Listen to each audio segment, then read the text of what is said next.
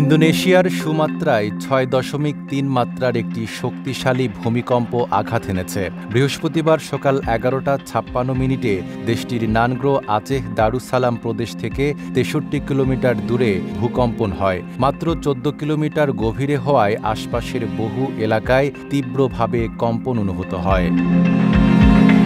ভূমিকম্প বিষয়ক আন্তর্জাতিক সংস্থা ভলকানো ডিসকভারি জানিয়েছে, ইউরোপীয় ভূমধ্যসাগরীয় সিসমোলজিক্যাল সেন্টার ও জার্মান গবেষণা কেন্দ্র প্রথমে এর মাত্রা ৬.২ বলে শনাক্ত করে। তবে প্রাথমিক তথ্য অনুযায়ী কম্পনের শক্তি ৬.৩ মাত্রার ছিল। শিয়া বাটার ও ভিটামিনে সমৃদ্ধ লিলি বিউটি সোপ, তারুণ্যময় উজ্জ্বল ত্বকের জন্য। রিমার্ক। ভূকম্পনটি অনুভূত হওয়ার পর ঘরবাড়ি থেকে আতঙ্কে বাইরে বের হয়ে আসেন অনেকেই। তবে এখন পর্যন্ত বড় ধরনের ক্ষয়ক্ষতি বা প্রাণহানির খবর পাওয়া যায়নি। বলা হচ্ছে, জিনিসপত্র পড়ে যাওয়া বা জানালা ভেঙে যাওয়ার মতো সাধারণ ক্ষয়ক্ষতি হতে পারে।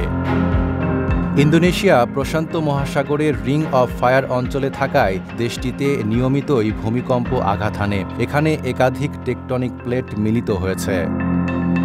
নাইম আরাবি, ঢাকা পোস্ট।